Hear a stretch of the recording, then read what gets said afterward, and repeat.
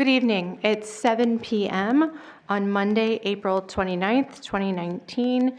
We are in the Nashua High School North Boardroom, and I'm calling this meeting of the Board of Education to order. At 7 p.m. on the dot. Good for me. All right. If you could call the roll, please, Mr. Guarino. Ms. Oden? Here. Ms. Raymond? Here. Mr. Kaufman? Here. Mr. Mosher? I'm here. Mr. Mosher is joining us by phone. Are you by yourself tonight, Mr. Mosher? I sure am. Thank you, sir. Ms. Van Twyver? Present. Mr. Guarino is here. Ms. Hohensee? Here. Ms. Timmons will not be joining us tonight. Ms. Porter? Here. Okay, we have a quorum. We also have Dr. McKinney here. That's okay. Ms. Fitzpatrick?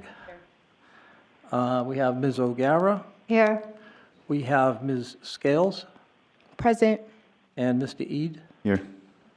Thank you. We have to take Thank you, Mr. Guarino. If you could please do the prayer, and Ms. Hohensee, could you do the pledge, please? Please stand. Almighty God, we have the high honor and the serious duty of managing the educational institutions of our beloved city. In our common endeavors, may we find a spirit of unity and understanding which will enable us to face our multiple problems with an objective mind, with justice and charity for all, so that any and all decisions made by us will be for the betterment and greater happiness of all of our fellow citizens. Amen. To the flag of the United States of America and to the republic for which it stands, one nation under God, indivisible, with liberty and justice for all.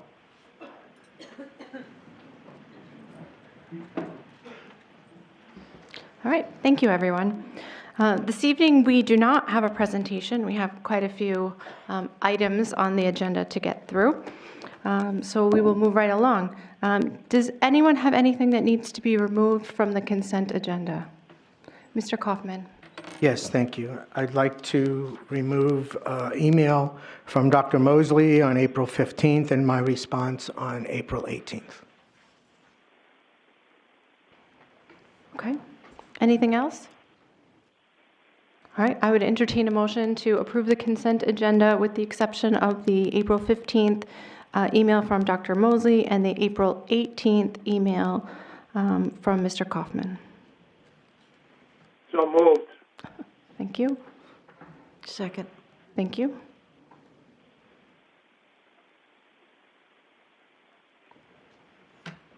Okay. You ready? Yep. Are you ready for the roll? Please. Okay, on the motion, Ms. Oden? Yes. Ms. Yes. Raymond? Yes. Oh, I'm sorry. Ms. Van Twyver? Pardon me? But did you, I thought I heard a noise from that side. No? No, I don't believe so. Oh, I apologize. All right, I'm a yes. Ms. Raymond? Yes. Mr. Kaufman? Yes. Mr. Mosher? Yes. Ms. Van Twyver? Yes. Mr. Guarino votes yes. Ms. Hohensee? Yes. Ms. Porter? Yes. Motion carries 8-0. Thank you, Mr. Guarino. Mr. Kaufman, did you want to speak to your items that you asked to be removed? Yes, thank you. So in that April 15th email, Dr. Mosley asserted that I knowingly and intentionally asked for a document that I knew didn't exist or that I had previously obtained. Neither assertion was true. The superintendent put forth a narrative of events that included false statements, misrepresentations of fact, and omissions of public commitments made by district administrators. The fact remains that the business operation manual is grossly outdated and in serious need of revision.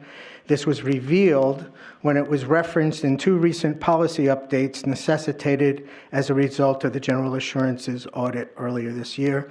I encourage the public to solicit a right to know, make a right to know request to see a detailed response that I made to Dr. Mosley. Thank you. Thank you, Mr. Kaufman.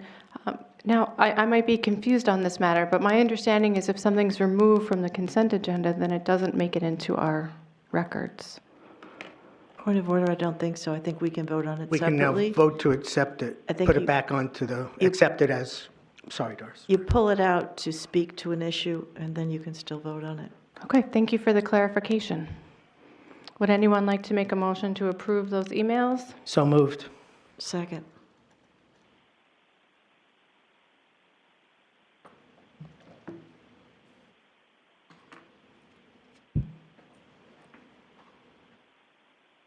Okay, whenever you're ready, Mr. Guarino? Unless there's further discussion? No? Okay. On the motion to approve the emails, April 15th and April 18th from Dr. Mosley to Mr. Kaufman, and Mr. Kaufman's response. Ms. Oden? I'm sorry, could I have clarification? Couldn't have we accepted them under the consent agenda if we're accepting them now? Yes. So why were they removed? Yeah, I think so. Did you want to respond, Mr. Kaufman, or shall I? My assumption is that Mr. Kaufman wanted to highlight those two items. Well, they're public, anybody could have asked for them. Yes. So why were they removed if we wanted to accept them? May I speak to that? Sure. I think he brought them off the consent, so he had an opportunity to speak to those emails. The public wouldn't be aware of it otherwise. They just get the date and the titles of the emails. He highlighted his disagreement. The public can do what they wish. That was the whole point. Okay. Are we ready to vote? Okay. Ms. Oden, when you have your clarity? No.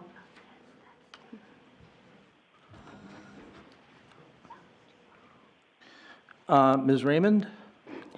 Yes. Mr. Kaufman? Yes. Mr. Mosher? No. Ms. Van Twyver? Yes. Mr. Guarino votes no. Ms. Hohensee? Yes. Ms. Porter? No. We have 4 noes and 4 yeses. The motion fails. Okay, thank you. Do we have any, Ms. Van Twyver? Does this mean that they will not be included in the documentation that goes along with our minutes? Yes. Well, they're public documents. How can you do that? Well, I suppose that's what happens when you remove them and then motion to accept them separately, and then the motion fails. That would be the logical consequence. Mr. Kaufman? Yes, but if someone from the public were to request those emails on those given dates, they would be available because all emails are part of the public record as received, I believe. There's no hiding them. That's okay. Okay. Mr. Guarino? Sorry. That might be true that we're not hiding them, but we're not accepting Mr. Kaufman's, I'm sorry, we're not accepting his point of view about these emails.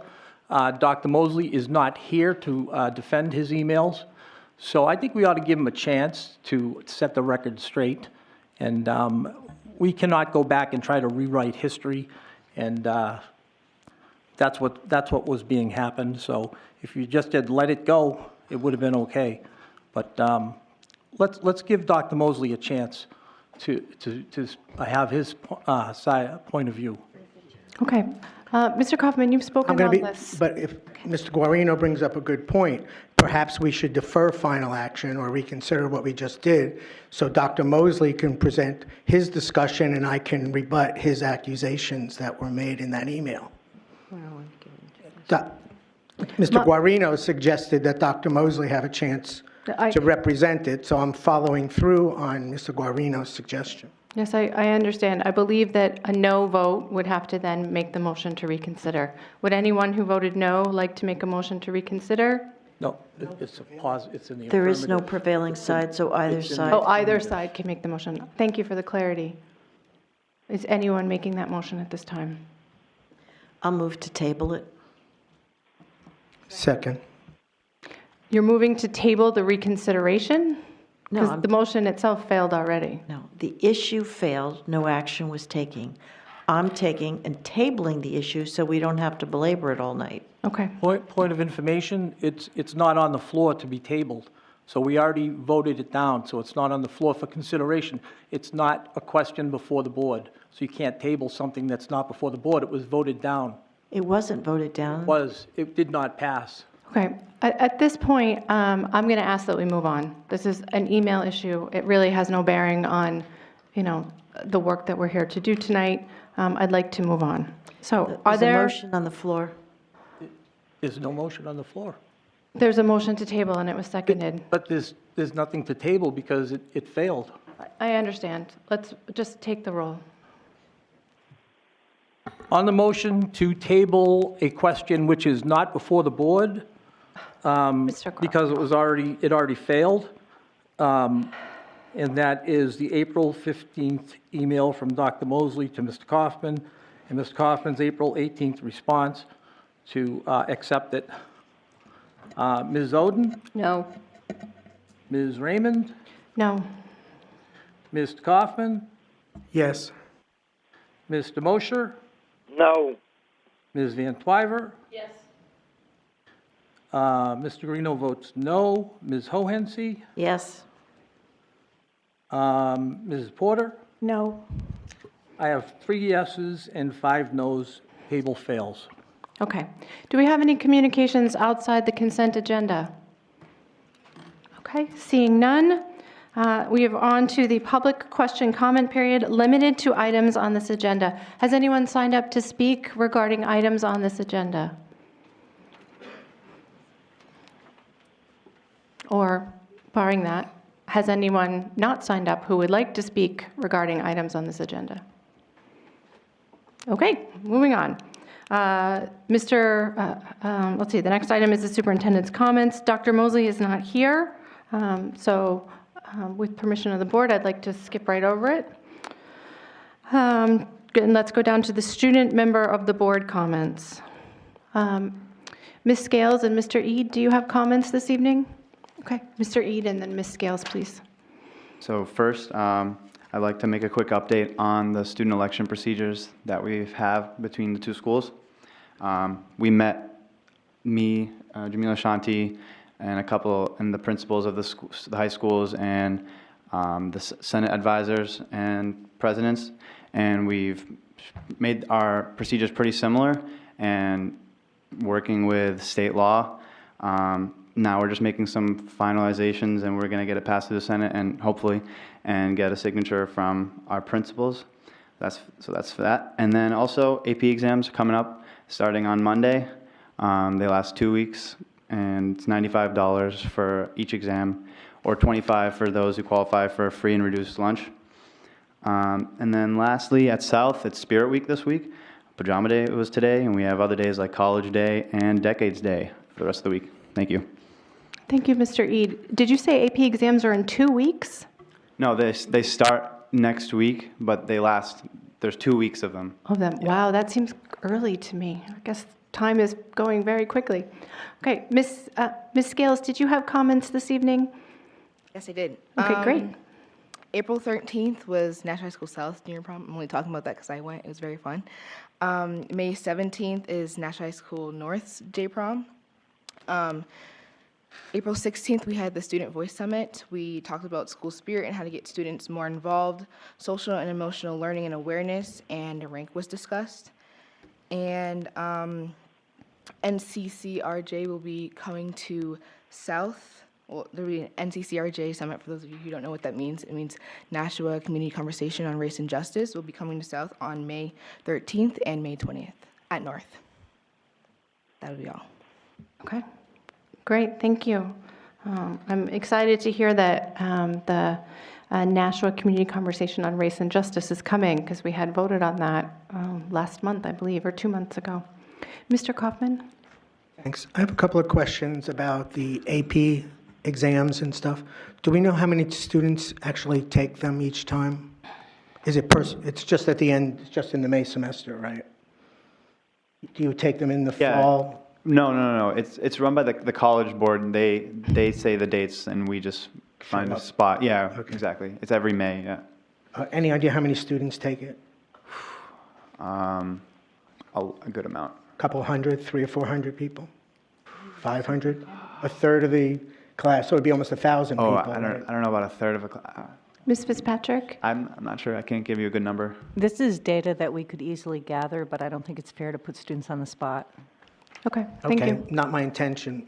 Where I wanted to go with it was to understand the scale and the scope of the cost, to see if it's a cost that the district can cover all students, not just those on free and reduced lunch, or at least offer everybody the same discount for those people who aren't free or reduced lunch. So that's where my inquiry was going, so thank you. They are pretty expensive, and I'm actually currently in the process of talking with some people at South and hopefully working on that cost, because it is a big, especially for some kids that are taking multiple per year, like 3, 4, even 5 or 6.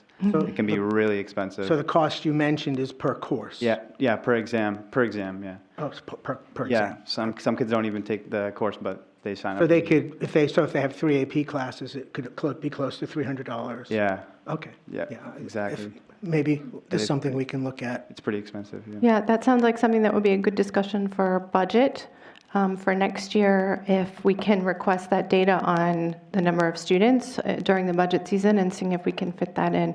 Mr. Eid, I want to compliment you on taking the initiative to talk to people at South about some cost-saving issues as well. That's wonderful. Thank you. Okay.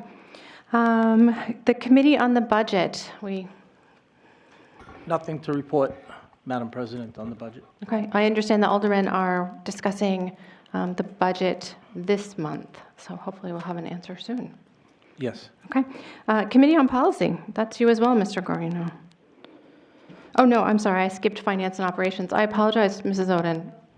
No problem. We met on April 9th. Everybody got a copy of the audit done for each of the schools. Couple little issues. Basically, we did very well. We did very well with federal grants, single audit. We went over the capital improvements report. Anything that we submitted to the capital improvements committee only ended up with a C rating. We had no A's or B's, which there's a chance we might get one. The savings from the high school, from the energy company,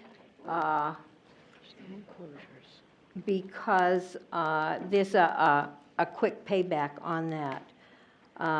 The other one is a C2, and that's the replacement of the pavement here at Nashua High North in the parking lot. I would like a motion to approve the transfer report from the April 9th, 2019 Finance Committee. Second? Wait, so let me be clear. You are moving to approve the transfer report from April 9th?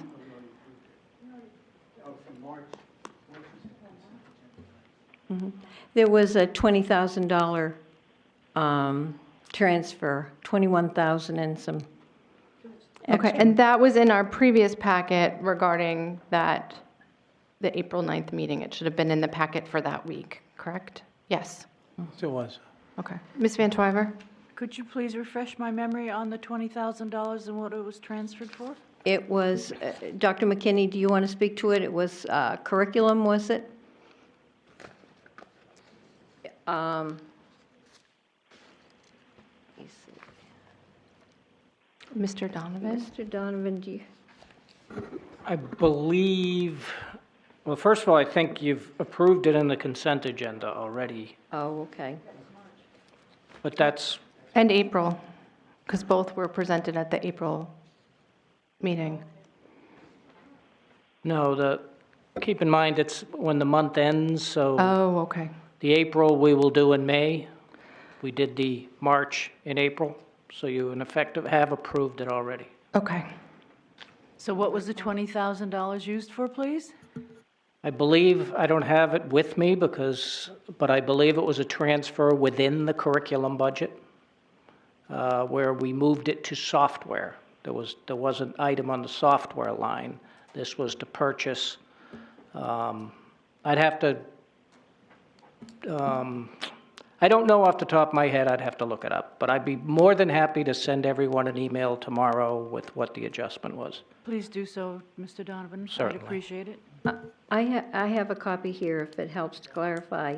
Transfer of money to subscription for end-of-the-year department needs.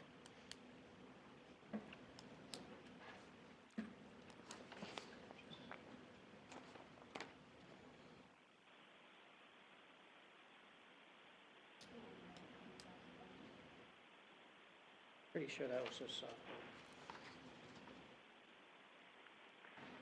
I'll verify it tomorrow. Thank you, Mr. Donovan. So would you like to withdraw your motion? Yes. Okay. Okay, anything else, Ms. Oden? That's it for tonight. Okay, thank you.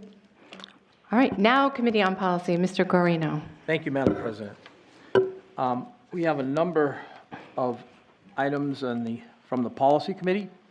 Our first is our non-discrimination, a policy on non-discrimination, AC. I believe this policy has gone back and forth to the board and then back to policy again. We made one small change in the changes that we made before, which was put the word in there. So I'm not going to belabor. We talked about this in the committee, so I'm going to move to approve policy AC, non-discrimination. So moved. Okay, thank you.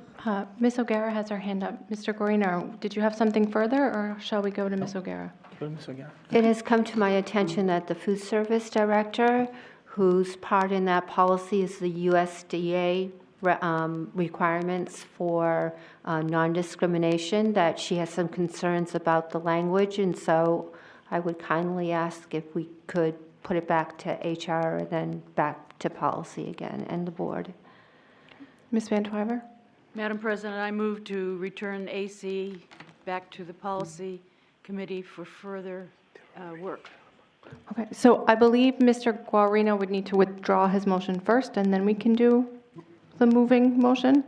Sure. Yeah, Withdrawn. thank you. And yours is the second. So you're moving that we, Send policy AC back to the Policy Committee for further development. okay. And Ms. O'Gara can then attend the next policy meeting so that we can get that done appropriately. Second.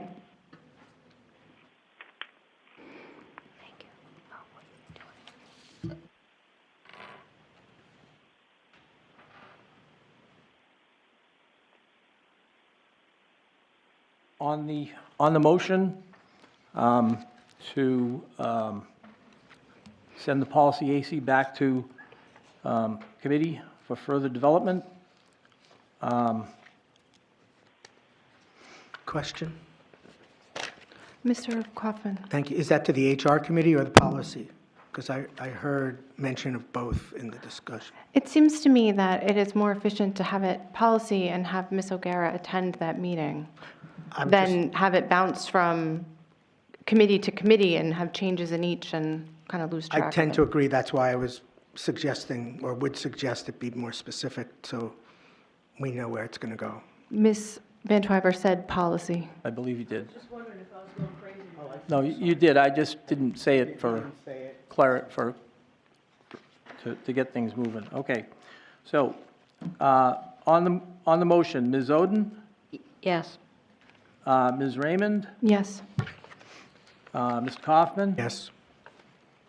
Mr. Mosher, Yes. Ms. Van Twyver, Yes? Mr. Greeno votes yes. Ms. Hohensie, Yes. Ms. Porter, Yes. motion carries 8-0. Okay. Okay, our next policy is policy DJB, purchasing procedures. Once again, we We spent a lot of time in committee on this, and unless Ms. Fitzpatrick has anything to add. No, but at the subcommittee meeting, Mr. Donovan did talk about the fact that after our audit, there's certain things we needed to fix, and so he actually was the one that worked on this to fix it to meet the requirements of the audit. That's correct, yeah. Thank you. So I'm going to move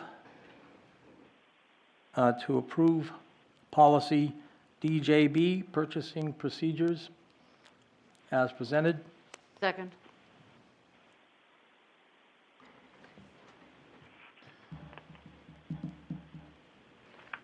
Okay, discussion? Ms. Van Twyver? I'd just like to clarify what the assistant superintendent said. These corrections were done before this came to this meeting? Mr. Donovan? Yes, they were done at the policy meeting. Okay, she was just saying that you were the one that did it. Okay, thank you. Yes, the state had done an audit. We had gotten a copy of that in our last packet, and Mr. Donovan had worked to make these changes to make sure we were in compliance. I just wanted to make sure there were no changes since it came out of policy. No, ma'am. Are we ready for the vote, Madam President? I believe so. Okay. On the motion to approve policy DJB, Ms. Oden, Yes. Ms. Raymond, Yes. Mr. Kaufman, Yes. Mr. Mosher, Yes. Ms. Van Twyver, Yes? Mr. Guarino votes yes. Ms. Hohensie, Yes. Ms. Porter, Yes. motion carries 8-0. Okay. And with that, we had a rescinding policy 7021, which is our old policy on purchasing. And it is attached to the one that we just approved. So I would like to move to rescind policy 7021, purchasing. Second. Okay. On the motion to rescind policy 7021, Ms. Oden, Yes. Ms. Raymond, Yes. Ms. Kaufman, Yes. Mr. Mosher, Yes. Ms. Van Twyver, Yes? Mr. Guarino votes yes. Ms. Hohensie. Yes. Ms. Porter, Yes. motion carries 8-0.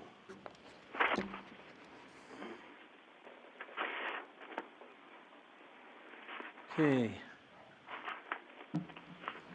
Our next policy is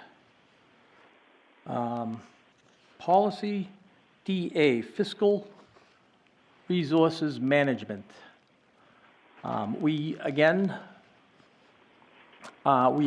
discussed this in our meeting, and we made some changes to it. We took out fiscal management plan, unless, I guess there was some controversy over whether there was a formal plan, but I think people should pay attention to what is in capital letters and what is not.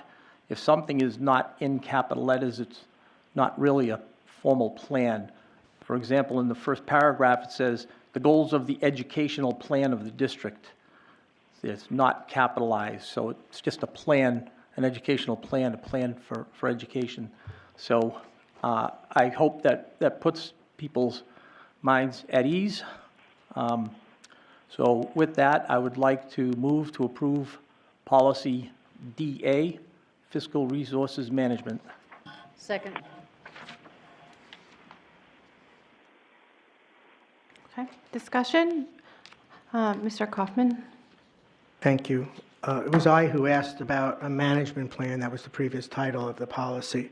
But I would like to call attention to the third bullet down, which says, use the best available techniques and processes for budget development and management. I'd like to point out that previously on this board during the budget cycle, I attempted to have the board consider a best practices for budget development designed specifically for school districts, and the board chose to essentially violate this policy.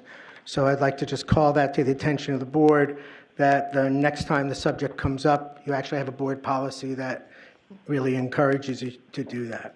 Thank you. Okay. Thank you for sharing that with us. Mr. Guarino? Yeah, I think those best practices were actually for people who, it's really for staff and for administration. That's what those programs were for. It's really not for the board, for a board. So when we use best available techniques and processes, we delegate that to staff. And those are the people who need to be trained in those best practices. Okay. But with that, did I make a motion already? You Yeah, I did, and it was I did. seconded by Ms. Van Okay. Twyver. Seeing no further discussion, let's go to the roll. Okay, on the motion to approve policy DA, fiscal resources management, Ms. Oden, Yes. Ms. Raymond, Yes. Mr. Kaufman, Yes. Mr. Mosher, Yes. Ms. Van Twyver, Yes. Mr. Guarino votes yes, Ms. Hohensie, Yes. Ms. Porter, Yes. motion carries 8-0.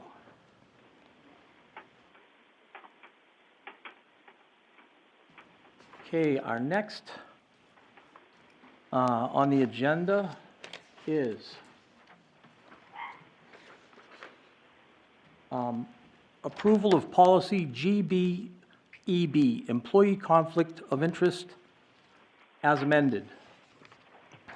Once again, we had a long discussion in policy, which I'm not going to repeat. We had a couple of changes to this. And with that, I'm going to move to approve policy GBEB, employee conflict of interest as amended. Second?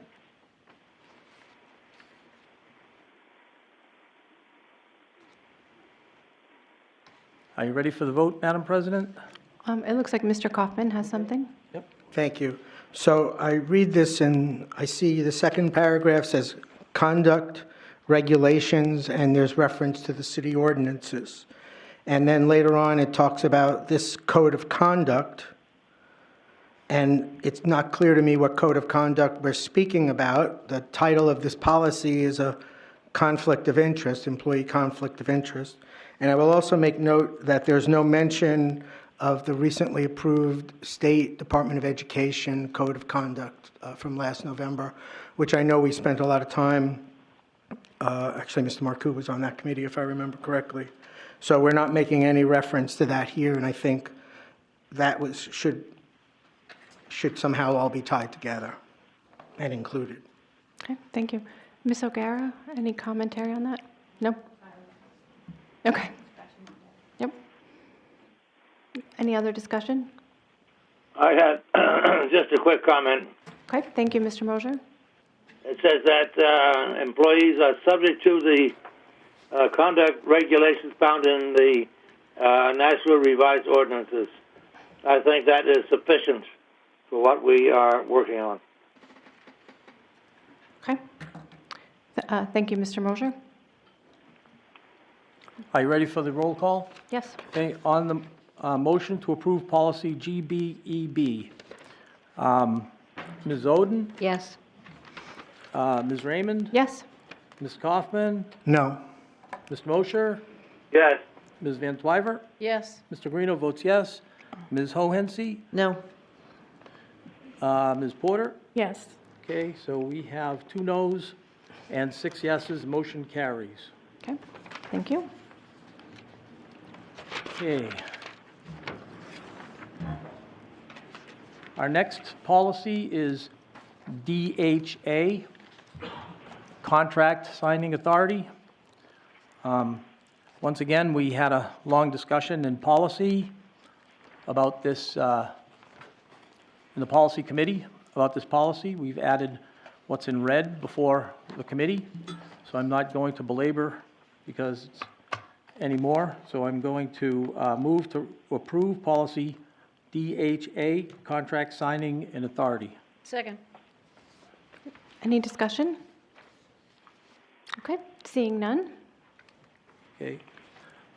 On the motion to approve policy DHA, Ms. Oden, Yes. Ms. Raymond, Yes. Mr. Kaufman, Yes. Mr. Mosher, Yes. Ms. Van Twyver, Yes. Mr. Guarino votes yes. Ms. Hohensie, Yes. Ms. Porter, Yes. motion carries 8-0. And our final, thank you for all for bearing with us. Our final is policy DK, time and effort. Again, this was not this is a small. We didn't have a lot of discussion over this, but we did discuss it in policy. So I'm going to move to approve policy DK. Time and effort. Okay, Ms. Van Twyver has seconded. Okay.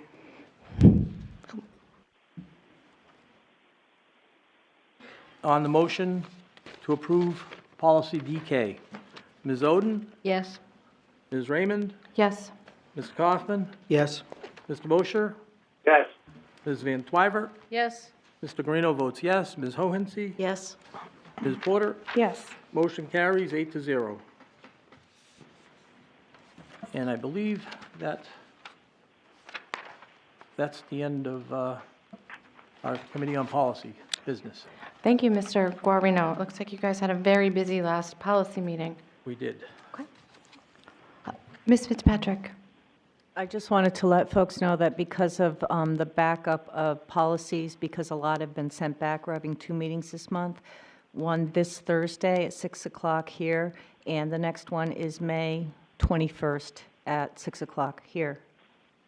Okay, thank you, Ms. Fitzpatrick. Okay, the Committee on Curriculum and Evaluation. We will be meeting tomorrow night at 5:30 in this room. Okay, thank you, Ms. Porter. Do you have a topic? The English Language Arts pilot. Okay, interesting. It We'll is- look forward to that. Yeah. Committee on Human Resources. I understand Mrs. Timmons isn't here. Ms. Porter, did you run that today? I did. Okay. So I would ask to suspend the rules so that we could vote on the recommendations from the Human Resources Policy Committee meeting held earlier this evening. Second. On the motion to suspend the rules, Ms. Oden, Yes. Ms. Raymond, Yes. Mr. Kaufman, Yes. Mr. Mosher, Yes. Ms. Van Twyver, Yes. Mr. Guarino votes yes. Ms. Hohensie, Yes. Ms. Porter, Yes. motion carries 8-0. Okay. All right. I move to approve the personnel recommendations dated April 29th, 2019. Second. Okay, any discussion? Mr. Kaufman? Yes. I just want to correctly cite this document. I think it's an important document and should be entitled to be correctly referenced. If I may make a friendly amendment to include the title of the teacher principal renomination list, I think. That's going to be the second I think she just, second motion. I just did the first one. Oh, I'm sorry. her motion was to approve Okay. the personnel recommendations, the first sheet Oh, in your I'm packet. sorry. Forgive me. Okay. Any other discussion on the personnel recommendations page? Those 13 people? No? Great. I have it down and I On- approved it. On the motion to approve the recommendations, personnel recommendations that were made today, Ms. Oden, Yes. Ms. Raymond, Yes. Mr. Kaufman, Yes. Mr. Mosher, Yes. Ms. Van Twyver, Yes. Mr. Guarino votes yes. Ms. Hohensie, Yes. Ms. Porter, Yes. motion carries 8-0. Okay, thank you. All right, for the second motion, I would like to move to approve the 2019-2020 teacher principal recommendation list dated April 29th, 2019. Second. Okay. Any discussion on that motion? Mr. Kaufman? It's a renomination list, not a recommendation. Renomination, I'm sorry. Okay, friendly Yep. renomination list. Recommendation to approve the 2019-20 year teacher principal renomination list. Yes. Yes. Okay, Dated April 29th. April 29th, 2019. Yes, as Okay. written on the agenda. Yes. Okay. Ms. Oden, Yes. Ms. Raymond, Yes. Ms. Kaufman, Yes. Mr. Mosher, Yes. Ms. Van Twyver, Yes. Mr. Guarino votes yes. Ms. Hohensie, Yes. Ms. Porter, Yes. motion carries 8-0.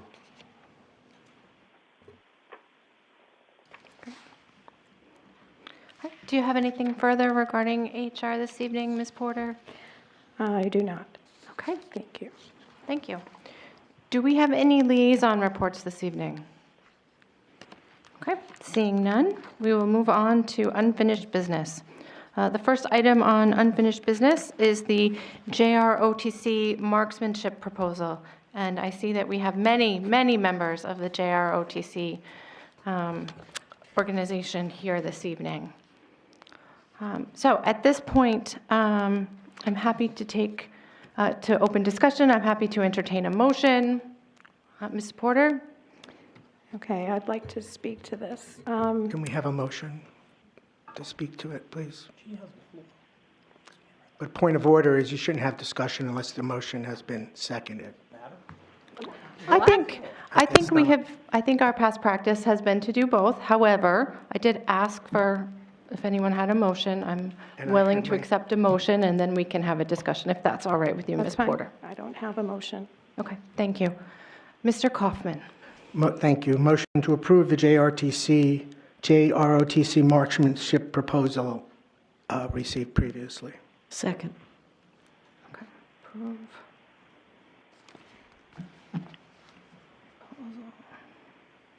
So, just to be clear, as it was proposed, I forget Yes. what date it was. Yes. Okay, And I would happily give Ms. Porter a first comment. thank you, Mr. Kaufman. And Ms. Hohensie, you had seconded that? Yes. Okay, sorry, my pen was not fast enough. Okay, Ms. Porter, you had a comment. Okay, thank you. All right. Turned it off. All right, first, I want to express my full support for the marksmanship course, for the JROTC instructors, and for the JROTC students. I respect the qualifications of Sergeant Ellis to teach this course and the integrity of the students who will take the course. It is premature to vote on the marksmanship program before options for alternative locations have been fully explored. If the vote is taken tonight, my no vote is not no to marksmanship, but no to marksmanship on school grounds. I believe that our schools should be gun-free zones and that the only people with weapons on school grounds should be law enforcement personnel. In 2019, we need to consider the optics of air rifles on school grounds. I understand that air rifles are not technically rifles, but they look like rifles and they shoot like rifles. The fact that other schools have elected to hold marksmanship training on school property does not mean that Nashua should do the same. How can the board make an informed decision about whether to hold marksmanship on school grounds when we haven't been presented with other options? We bus students to other locations for other sports. Why can't we do it for marksmanship? Mr. Rocio, the Director of Transportation, says that the district can provide transportation for students in the marksmanship program as long as students are picked up and dropped off in Nashua. Transporting students outside of Nashua would incur a cost. It has been brought to our attention that we have archery practice on school grounds and that archery practice is more dangerous than marksmanship practice. Rather than this being a justification for marksmanship, maybe we need to look at archery again. Perhaps there is a location where both programs can take place. Thank you. Thank you, Ms. Porter. Ms. Fitzpatrick? I think Ms. Bastoni would like to answer some of Ms. Porter's concerns. Is it okay for her to come up and speak? Yes, I believe I spoke with Mr. Smith today as well. Go ahead. Come on up, Ms. Bastoni. Okay, sure. Are you speaking about the Horse Pond? Yes, I spoke with him as well. Very lovely man. Okay. So I want to say I want to second that I think what these two gentlemen are doing with Jay Rotzi is fabulous. I think it's a testament to them that all these students are gathered here to support this project. I've been observing them. They teach amazing leadership skills in their classes. So I just want to start by saying I admire them very deeply in the work that they're doing. Also, this is not an easy topic because on one hand, we have students who are very passionate and excited about a sport. And on the other hand, as Ms. Porter alluded to, we have headlines in the news almost daily demonstrating some of the devastation that can happen when weapons are misused. I'm not saying that I know the answer, but I have been asking some questions, and I think it's important for the board to know some of those answers. So, like Ms. Porter, I spoke with Dave Rossio,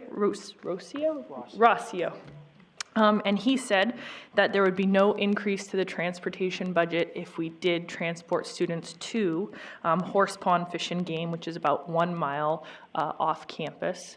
And he would do that 2 days a week, and he would be willing to pick students up from school right after school and drop them off for the late bus, so they would still be able to make it home on time. Secondly, I called Mr. Ray Smith, president of the Horse Pond Fish and Game Club, and this is a direct quote. He said he is 100% supportive of what Jay Rotzi is doing and of the Jay Rotzi students. He wants to learn more about the club and the program, but they already have a pellet program on their range. They are one of only 2 covered and raised rifle ranges in the state. So it's a very nice facility. In fact, he said it was the nicest in the state. And he felt he was sure that they would be able to make the accommodations for the Jay Rotzi students. He wasn't able to go into an exact price, but he really felt that it would be very minimal for these students. Third, I talked with Major Newton and Mr. Ellis today, and I want to reiterate that while I believe they would prefer to have the club on campus, I do completely understand that. I think potentially moving it off campus could be a first step. We could see how many students are interested. We could develop a program around it, and then we could I would hope that the board would reevaluate this in 1 year's time once we've seen how it's gone. I would also like to recommend, and this is a personal recommendation, that the board consider supporting the Marksmanship Club as they support coaches with potentially a stipend so that the administrators of the organization are able to do the busing, scheduling. You know, we're asking a lot of them. So just as a personal recommendation, I'm going to say we consider allowing them to host the Marksmanship Club for at least 1 year, pilot it, see how it goes, move it off campus, and then also support them with a stipend to organize this club. That's my personal recommendation and just some information for you. Thank you very much, Ms. Pistone. I also spoke with Mr. Smith over at the Horse Pond Club. He's a veteran himself. He actually teaches the course at the state to get your hunting license. So he knows quite a bit about weaponry, and he was very supportive. He did say he would have to get approval from his board, and so that's something that I don't know how long that takes. It takes whenever they meet again. But it's interesting additional information. Sergeant Ellis or Major Newton, did you have something you wanted to add to the conversation? Not to put you on the spot, you are not required to come speak if you don't.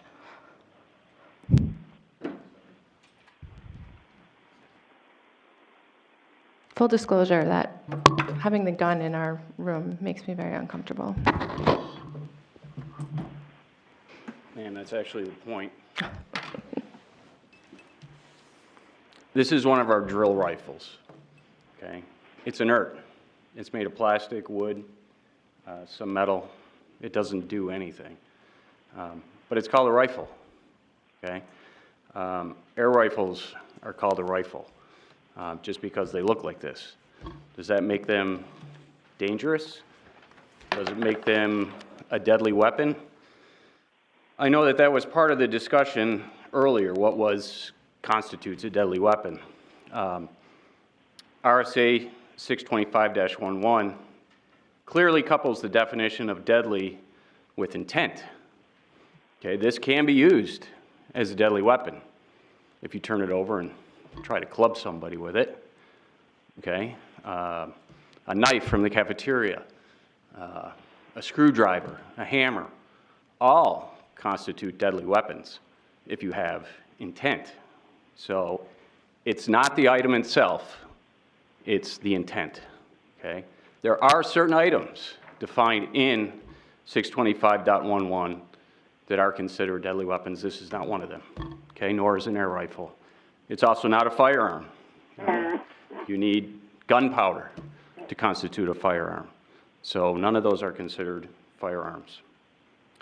We've explored every avenue of this proposal and even talked to the Nashua Police Department.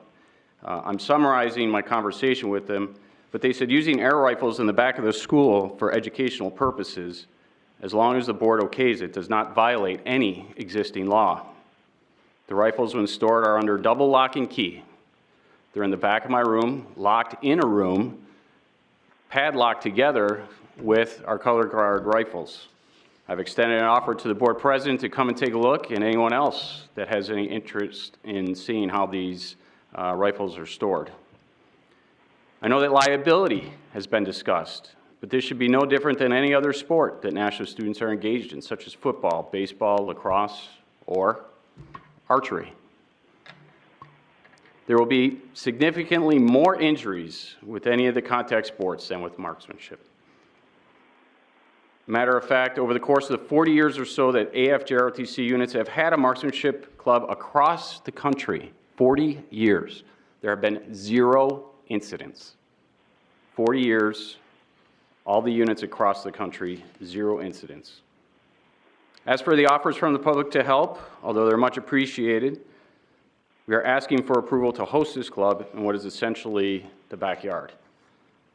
Sergeant Ellis and I are here solely to support the cadets. As such, we work hundreds of hours every year after school and on the weekends to support color guard, clubs, volunteer activities, and community service. We never ask for any additional stipend for any of that. What we do ask is that the board not make our job more difficult by trying to deflect what should be a fairly straightforward decision on the back of the public.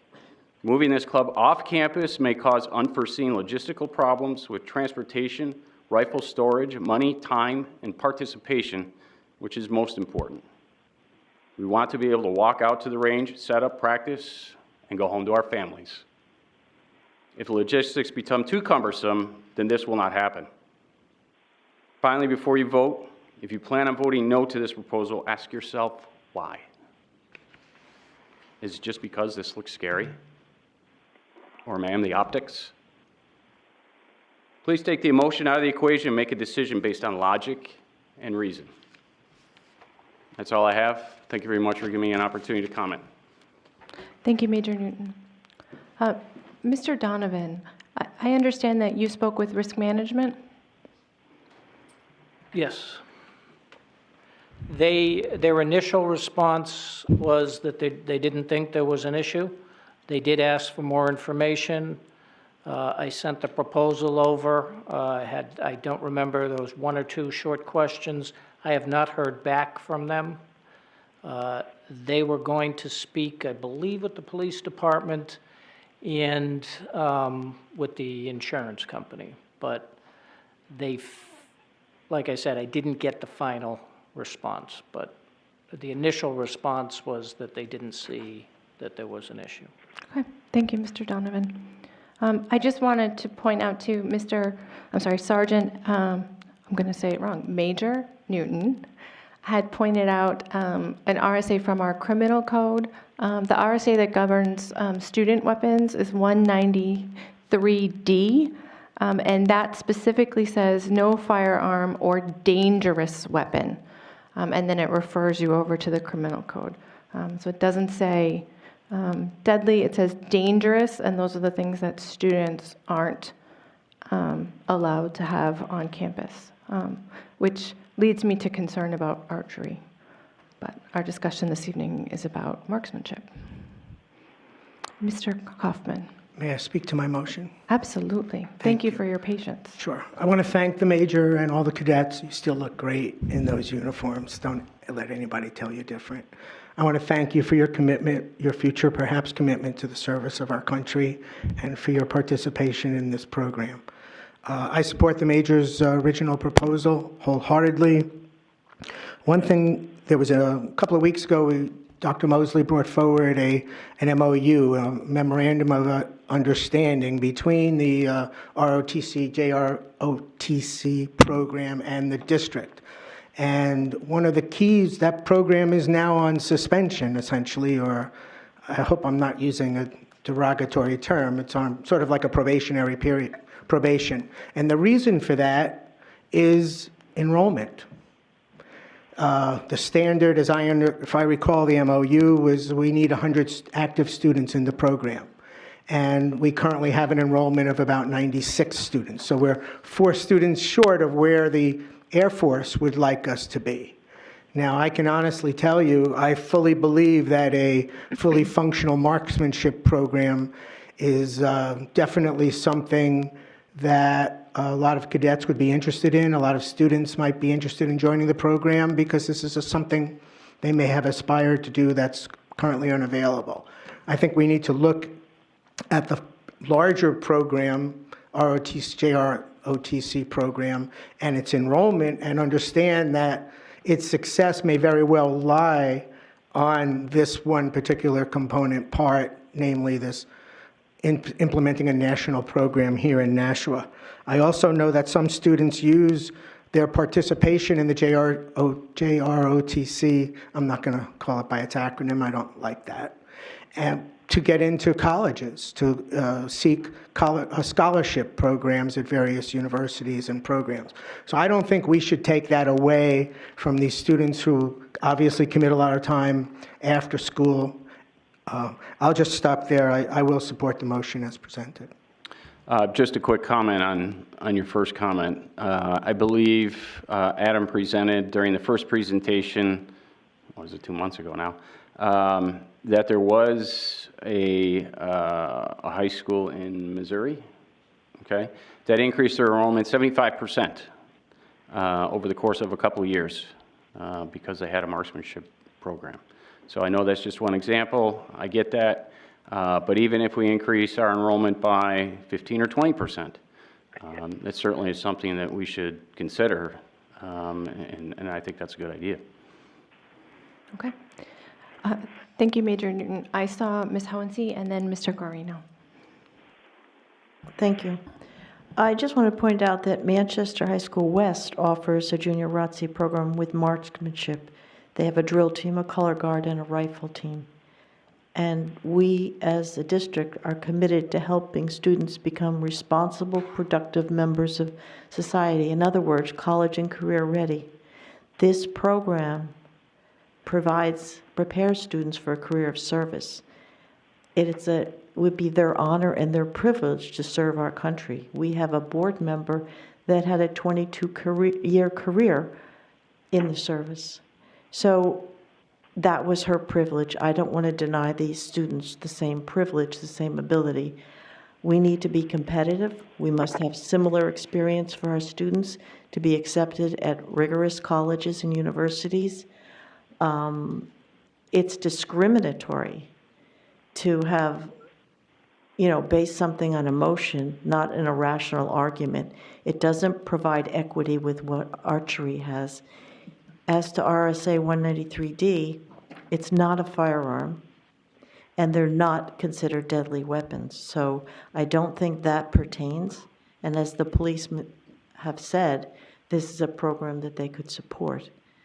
I think it's important that the students have time to study and they aren't compelled to get on a bus to and from school twice a week. That adds a couple hours to their work week that they could be better used elsewhere. We have the facilities. It's a lot easier for them to go behind the school. Maybe that would be a great backup if we have inclement weather, but it primarily should be on campus like we do with all other sports when we have the facilities. Thank you. Thank you, Ms. Honsi. Mr. Guarino? Thank you, Madam President. We are not saying no to this marksmanship program. We're trying to compromise. What I think we're saying no is to have it on campus. And guns are scary. I am afraid of guns. They are weapons, but I hope I have a good, healthy fear of guns.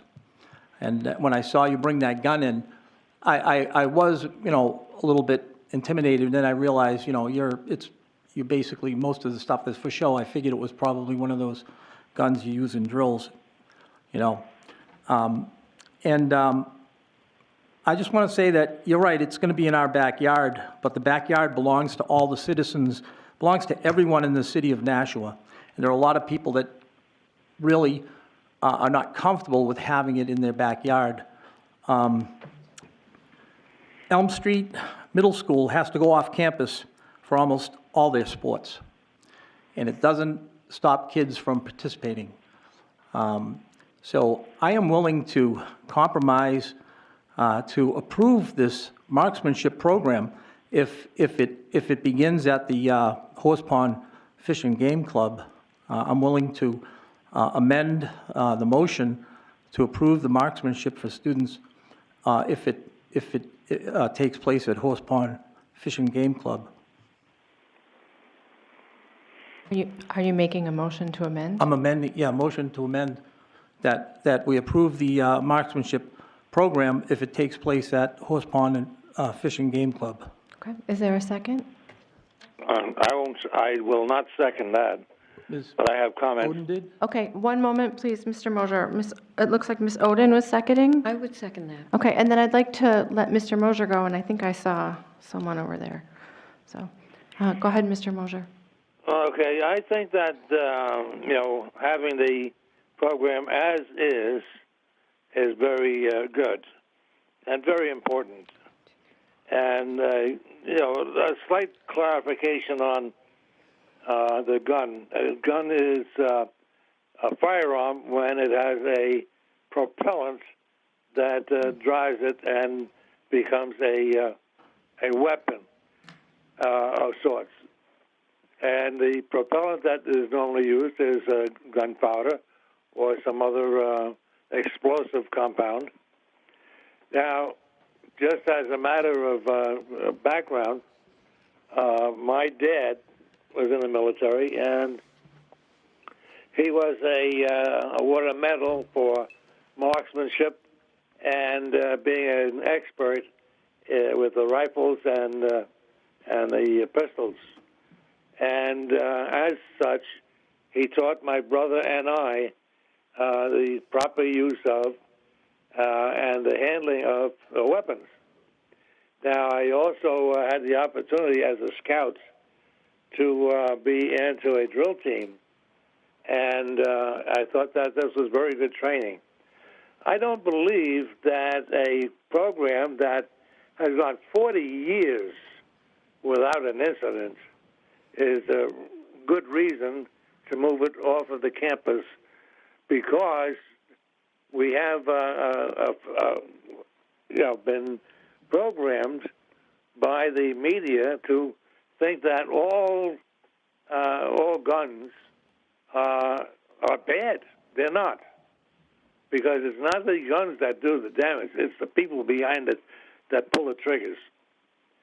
So, I think that we should keep it as presented, and encourage more students to join the ROTC. Thank you. One moment. Does anyone who hasn't spoken yet have a comment? And then we'll go. Ms. Odin. Yes. I want to commend the Junior ROTC program. All of you conduct yourselves so professionally, so well. I have enormous respect for you as individuals and for your program.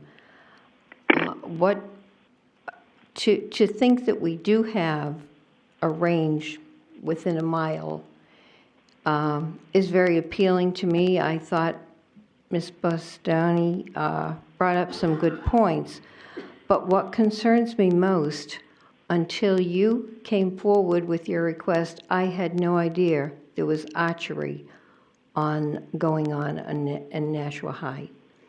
I live close. I used to walk the track a lot. I know there are a lot of young kids that ride bikes down here after school. That does concern me. But it concerns me that we have a program going on that also has a weapon that I don't know if other members were aware of it, but I had no idea that we were using the backfield as target practice for archery. And quite frankly, to approve your program would be approving that program. And I think that could be more dangerous than what you're doing. So I like Ms. Bastoni's compromise for the year.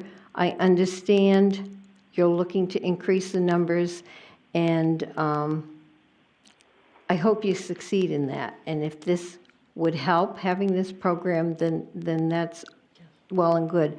What I'm concerned about, and I think the rest of the board should be looking at, is this archery club that we have on grounds, because I see that as dangerous, if not more dangerous. That's a weapon. People hunt with that, and you can do tremendous damage with that. So this is hard for me, because by approving one, you approve the other. And I'm not ready to do that at this point. I don't have enough information about the archery. So the compromise for me would work. Thank you. Ms. Van Twyver hasn't spoken yet. Right, thank you. Do we know if we've had any incidents with archery? I'm not going to vote for this amendment. I think that we ought to put this thing on our campus. I trust these men with my life, you know? They trust our country. These people, he's training these people. I don't think there's going to be a problem on our campus at all. And the fact that what was it that Franklin Roosevelt said, the only thing we have to fear is fear itself? And I'm not afraid of that gun, whatever you want to call it, rifle, whatever. I will be voting to have them stay here on campus. Thank you, Ms. Van Twyver. Ms. Hohensee. I have a question.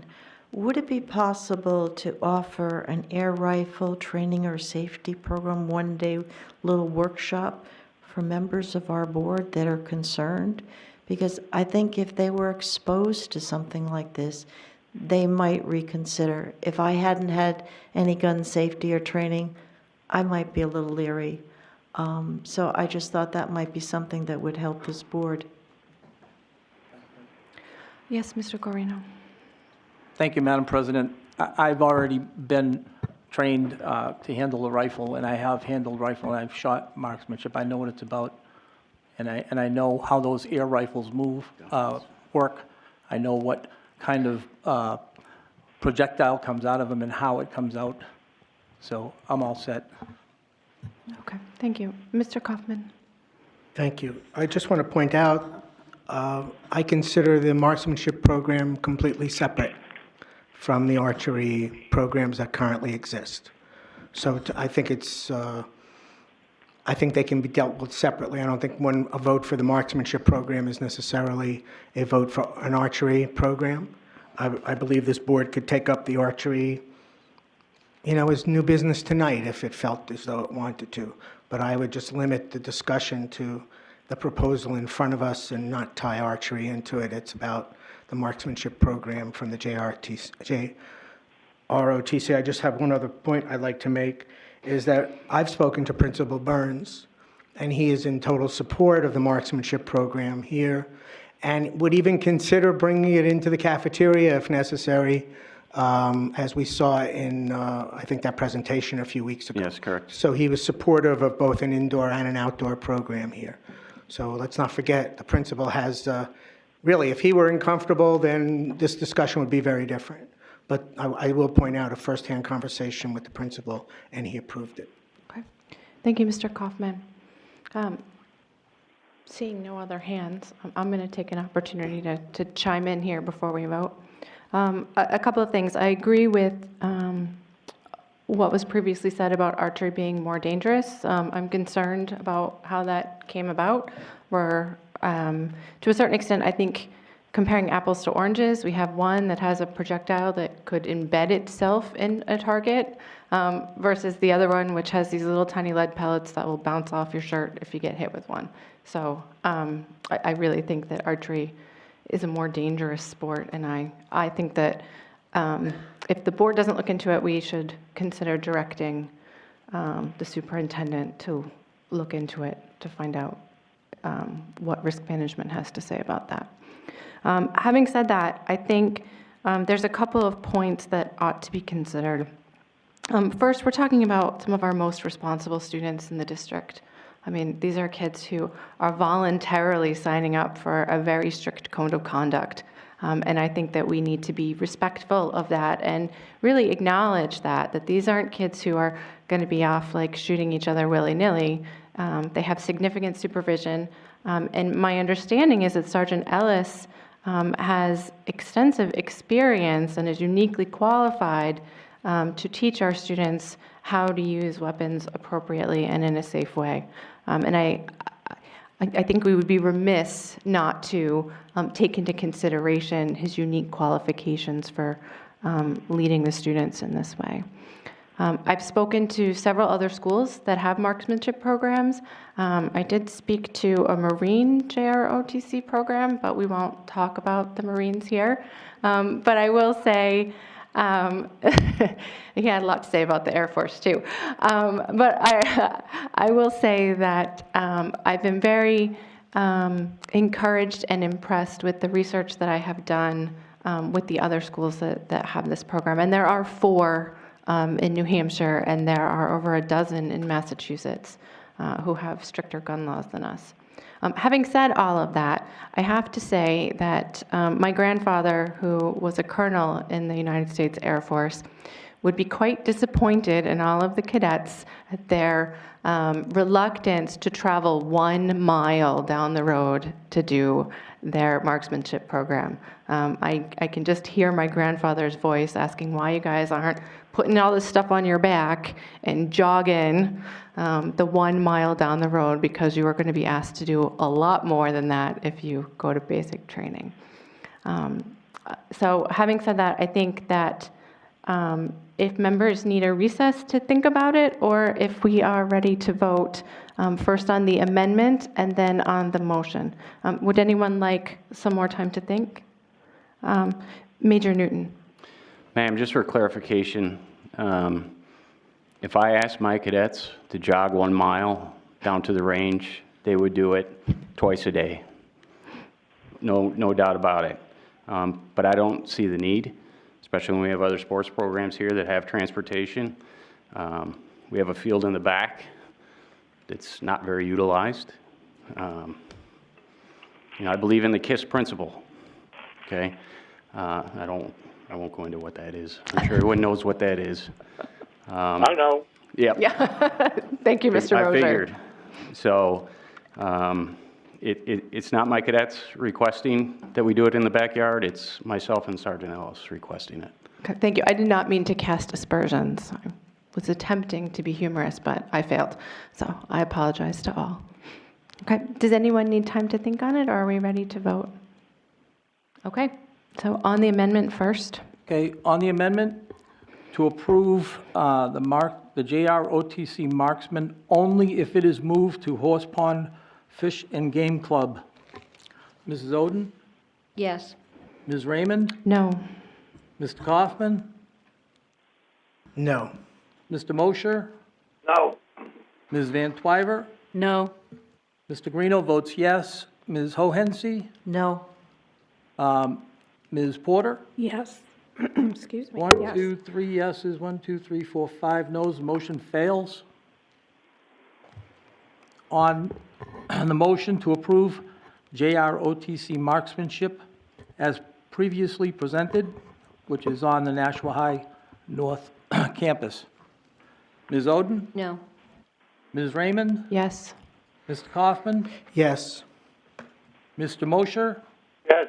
Ms. Van Yes. Mr. Greeno votes no. Ms. Hohensie? Yes.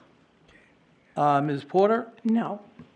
I have 1, 2, 3, 4, 5 noes and 3 yeses. The motion carries. The other way around. I'm sorry. 1, 2, 3, 4, 5 yeses, 3 noes. Motion carries. Okay, great. Thank you all. Thank you very much. Congratulations, cadets.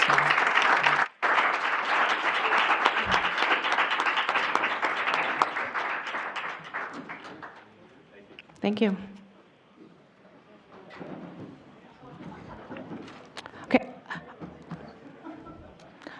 I'm just going to give us a minute because we're losing most of our audience and it's a little loud.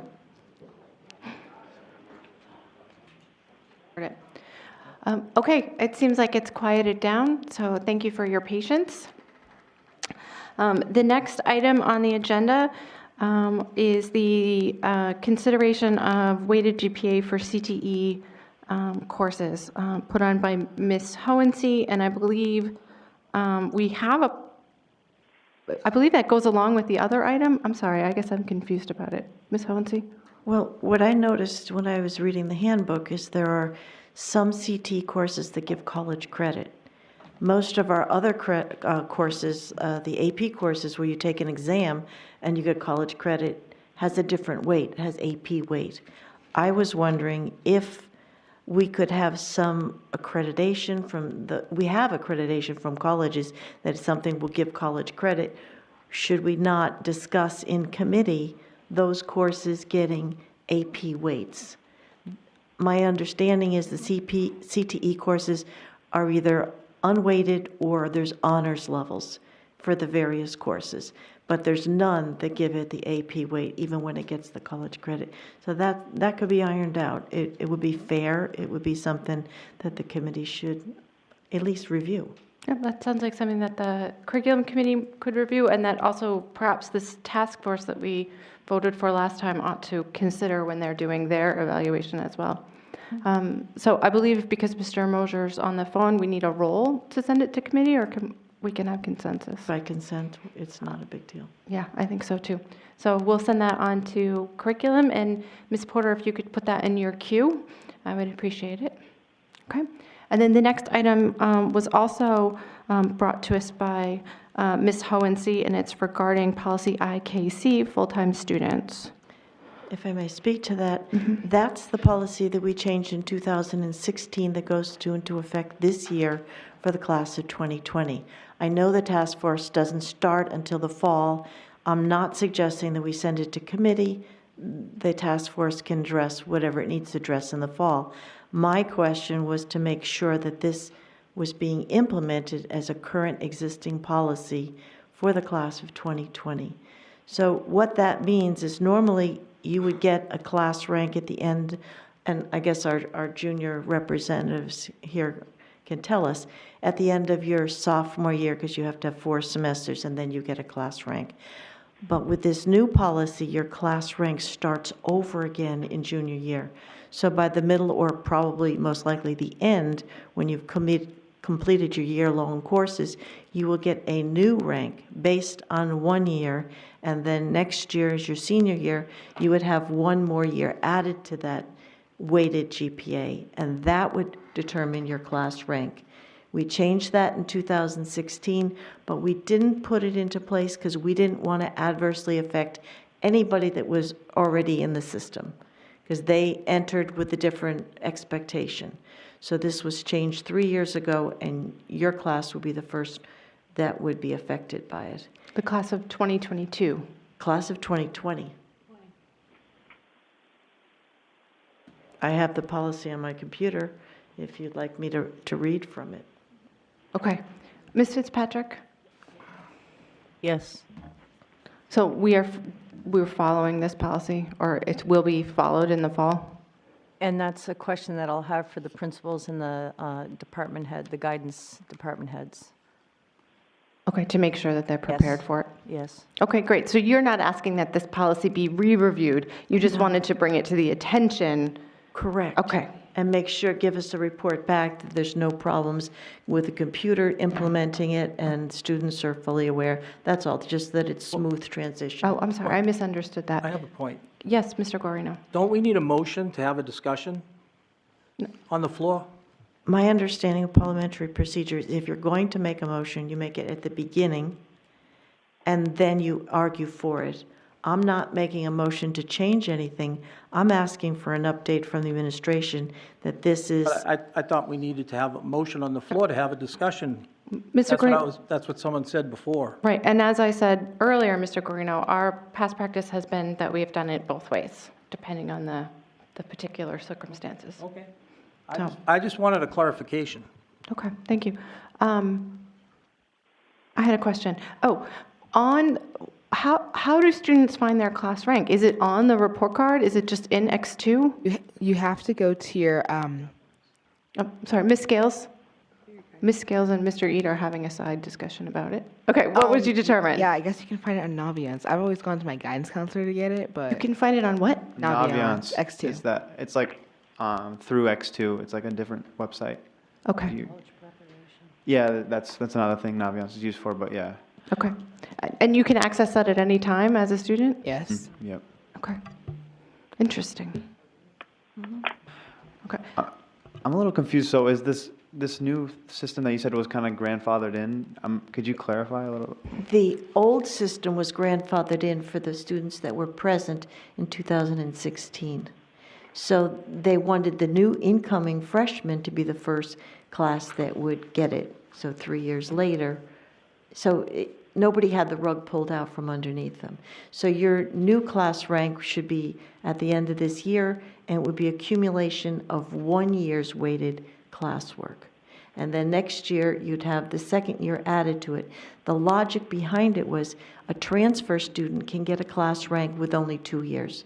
And they might somehow have an advantage not having all the basic courses and they would have less honors courses and more AP courses, so they had an advantage. So it was simple. So that's the current, is that the current policy, The right? current one is just the 2 years, so everybody's got a level playing field, as opposed to the 4-year weighted rank that we used to have. So right now for the class of 2020, that's the case? Yes, that will be the Oh. case. I don't think anybody I know And knew it about that. should be in the handbook, so the students are aware of it. So hopefully it can be put in the handbook. So is that active right now? Is IKC. like when, Yep, when so we it's graduate, that's policy IKC, if you wanted to look it up. And I might encourage y'all, you're already meeting with the principals regarding the updates to the handbook regarding the elections. It might be good to double check on this as well. I can read the sentence. It says, starting with the class of 2020, grade point averages are calculated along with class rank beginning in the student's junior year. That was the new sentence, because prior it was the 4-year span. Oh, okay. Guidance counselors? Okay. I'm just surprised that I don't know if anyone I know has heard about it, but I'm sure I've that's asked around, and there's not a big awareness, and I think it's the handbook. It needs to be in the handbook. It's really guidance counselor's responsibility. True, but I All don't right, want to. so Ms. Fitzpatrick, I saw, was writing this down, so she'll follow up on it, and then I assume you'll make a presentation to us at some point in the future, even if it's just a line, Yes. to let us know. Great. Thank you. Thank you all. Okay, I'm sorry, I didn't look at this side of the room. Did y'all have any comments on that? No, okay. On to new business. Tonight, we are beginning to look at the fiscal year 2020 general assurances. I'd like to call everyone's attention to the packet, which is the general assurances packet, included in your packet. I have not signed this yet. I'm waiting. As you know, we just approved a whole bunch of policies this evening. 5 of them were on the 7 items that needed to be updated to match what the state was requiring of us. So we've got 5. We're waiting on the other 2, but I understand policy's working on them this month. So hopefully we will have them for the next board meeting, which will give us enough time to really digest this before it needs to be signed at the end of June. Mr. Donovan, did I miss anything? Probably. No, that's correct. We're not quite ready. I mean, the requirements of the signature are the chairman of the board and the superintendent, so we're not quite ready to sign those till we get those last two policies.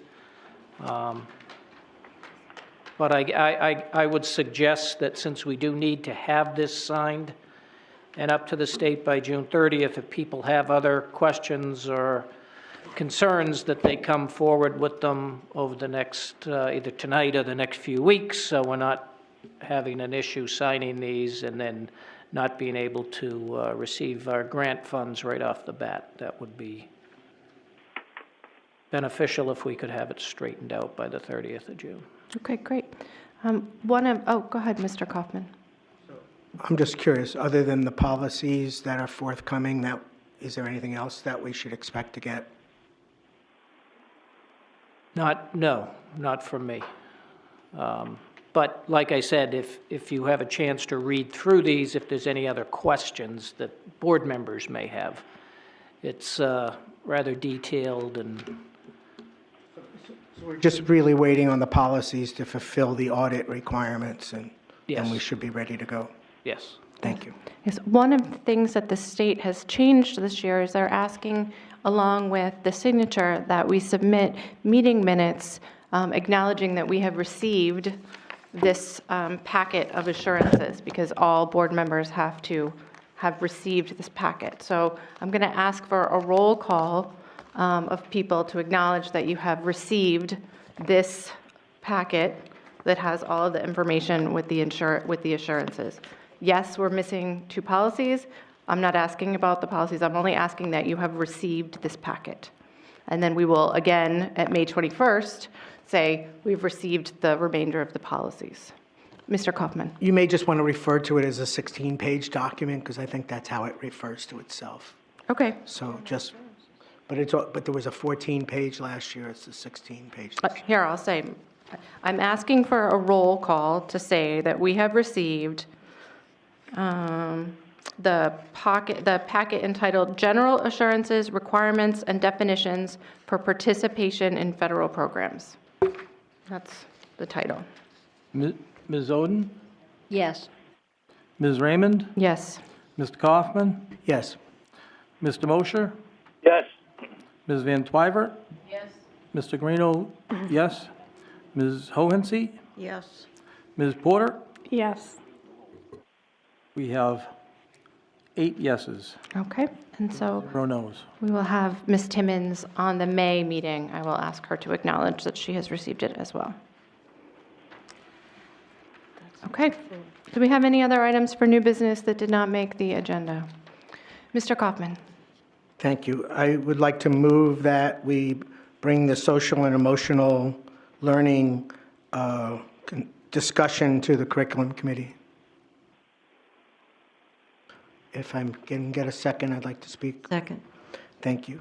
So I guess it was a week or two ago, we had a session, an outside person came in here in a non-board meeting, presentation to the public about social and emotional learning. There was a lot of discussion about its benefits.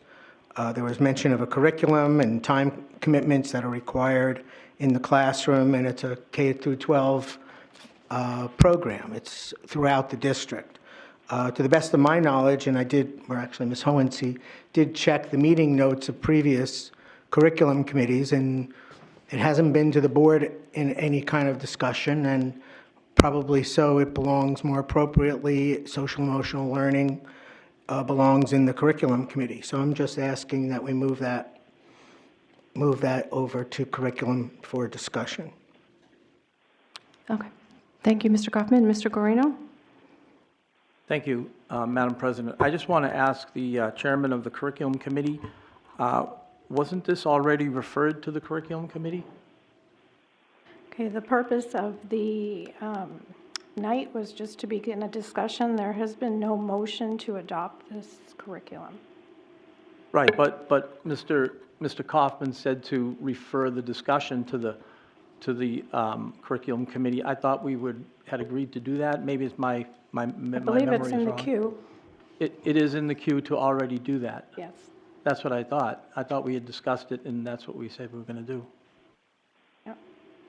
So it's kind of redundant, but I mean. Okay. Ms. Hohensee?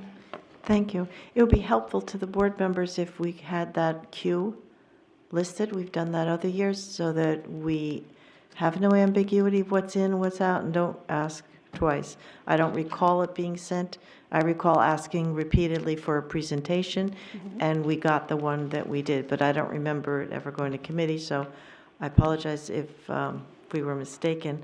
I also want to know there's a lot of questions that should be brought up into committee, like will a parent be able to opt out of this program? Okay, this is the discussion. When we is have the beginning, discussion. yep. So I'm just, different aspects of Nothing it. has been adopted or even That's correct. I just suggested to want be- the discussion to yes. include It will that be a type of thing. fulsome discussion. Thank you. Thank you. Dr. McKinney? Thank you. Has the district formally adopted any kind of social emotional program? Oh, no, Madam Chair. Okay. Have you, have there been any type of social emotional programs piloted to our students? There are some being piloted, yes. Okay. Where? Can we have a report on that in a curriculum committee meeting at some point, please? Great. I'd also like to include in the packet and shared with Dr. Mosley, the feedback from that event was overwhelmingly positive. The teachers and the parents are very energetic and positive about moving some initiatives forward. We're kind of in a planning phase right now. I don't think we have solid plans. We're waiting on some grant allocations for next year. So when we're in a place and we have a solid kind of projected plan, I'm happy to share that with the subcommittee. Okay. Thank you very much. Ms. Hohensee? I'd just like to know which classes or which schools we have this pilot going on, and don't you normally tell the board when you initiate a pilot? I'm not willing to share the individual classrooms or schools, but I'm happy to share the programs that are a resource to students who need that support. Which are? One is Choose Love, the other is Second Step. Are these the behavior management programs that Dr. Mosley had let us know previously, that we have like 5 different behavior management programs in the elementary schools, or is this different? So I think one of the challenges is, one, there was a request to get more information about SEL. We had a night. It answered, I think, a number of questions, but also raised a number of them. Those programs really fit into culture and climate and how we manage kids. And usually when you have happy kids, you have happy adults. So some of those kind of behavior intervention programs, Love and Logic, Leader in Me, those are some sort of behavior programs that are at certain schools. So there are a number of them. This is a specific program that's more prescriptive that happens in the classroom for SEL. Right, the Choose Love is? Yes, ma'am. Okay, yep. But also there have been a number of book studies that have happened through the district. So we usually start with our educational leaders being in the know. That does not qualify as a curriculum that is part of the educational plan under the purview of the superintendent to move the district forward. So that group, in the end, I think, would be ambassadors of this work moving forward. Right, and I certainly don't think that the board ought to be approving book, clubs amongst teachers. That seems a bit... Madam President, I just would be remiss in not sharing my public disappointment of how the guests were treated after the fact and the number of comments and other information that was purveyed that are not accurate. And I would hope that anybody else that represents the district would treat people with social emotional in mind, with kindness, when they come to devote their time to share their expertise with the district. Thank you. Thank you. I share those concerns. Ms. Van Twyver had motioned a moment ago, and then... Thank you. Number one, I'd like to know if you mentioned that there's some planning going on, so I'm wondering if there's been any money put towards this. Is this a state program that's required? So it's something that the board does need to approve if they decide, if we want to go ahead with it. Yeah, my understanding is the state is encouraging but not requiring at this point. Am I off base there? No, You're doing a great job, and I would hope you'd be an SEL ambassador because we haven't spent any money, only professional development money for teachers and administrative knowledge. We're not having meetings or sub-secret planning or spending of any kind to move this initiative forward. It was at the board's request that we had this night. I thought it was a lovely evening. I think everybody walked away. I'm happy to share the feedback, both the compiled and individual feedback, and it would be stunning if anybody didn't agree that there's an overwhelming evidence that people want to have this in our schools and would like to move forward. Anybody who believes in leadership and the future of our young people would invest in this. Thank you. Thank you. Would anyone like to speak who hasn't spoken yet on this topic? No? Okay, Mr. Kaufman. Thank you. You mentioned that there was professional development going on. Can we please get copies of those books that have been circulated in the book study and any materials that have been shared in professional development? Since it's coming from a grant, which is what you just stipulated, the board has oversight on federal funding and the expenditure of grant money. I would like to see those materials, please. Thank you. I refer those requests to the superintendent. I think all that information was provided with citations in the requests that were made.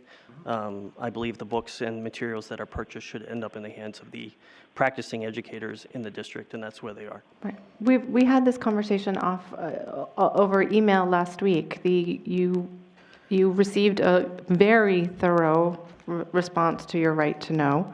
And as I echo Dr. McKinney and Dr. Mosley on this, I cannot support the district providing board members with copies of books when we have the ability to go to the public library or Amazon or wherever you prefer. I like Barnes & Noble, whatever, to purchase your own book if you're given the title, which was included in that very extensive right to know request. Ms. Hohensee. Thank you. In the past, when we were piloting a math program, we allowed board members to come in and review the books. Sometimes we were allowed to take them home. I was allowed to take home pilot textbooks, but at the very least, we were allowed to come into central office and peruse books that were used within our schools. So if you're saying, find this on your own, to me, that's not very transparent. Second, I would like to know if this is piloted in the high school or the middle school. Probably not the high school, I would imagine. What am I to tell parents if they ask, is it being piloted in my school? Why can't we know how many grades or where they are? So if a parent has the right to know. Well, yes, but I don't believe a parent, first of all, I don't believe there are any textbooks that are being used regarding social emotional learning. I believe that there's a book club, which is different, extraordinarily different, and yeah, I don't know, Dr. McKinney and then Mr. Guarino.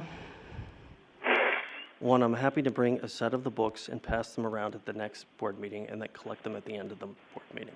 I think that's a reasonable accommodation. Thank you. Two, there are no textbooks being utilized at the classroom level. These are resources for our book study. So there are a number of book studies that happen throughout the district. For us to sit here and have all those in the hands of board members and approve them is just a laborious task, and I don't think it's really advantageous to moving the district forward in any way, shape, or form. No, it's ridiculous. Mr. Guarino. Thank you, Madam President.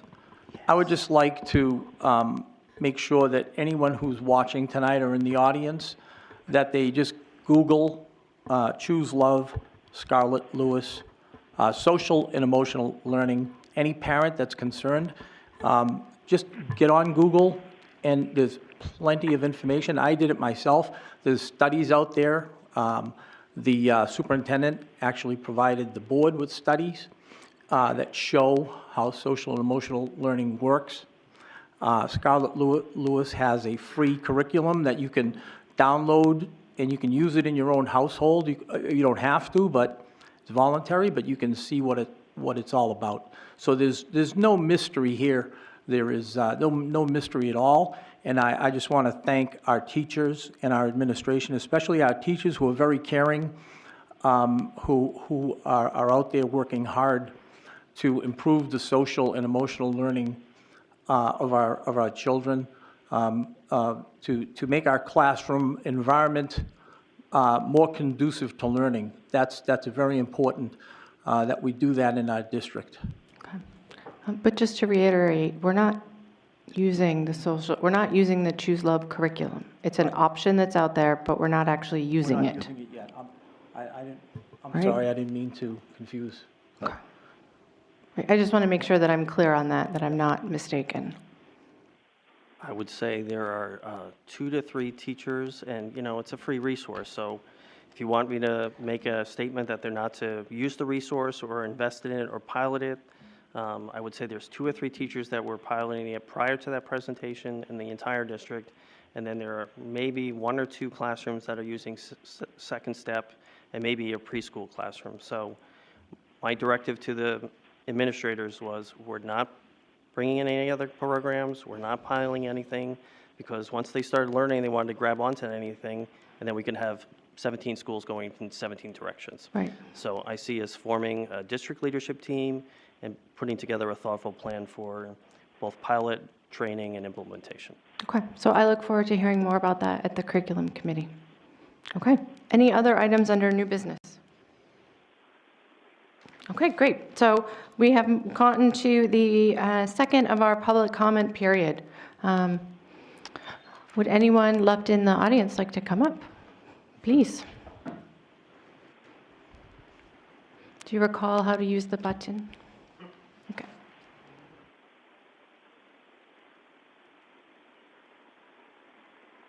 Okay, Deb House. I work at Amherst Street School. I've been there 15 years. I'm a teacher in the Title I program. I'm also vice president of the Nashua Teachers Union. And I'm here tonight to talk about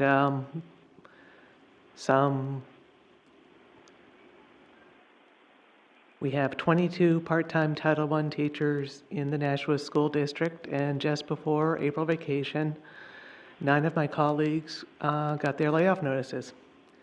The Title I grant has not been funded yet by the state for next year, so due to financial constraints, the unsureness, I know that's not the right word I'm looking for, but I'm a little stressed at the moment.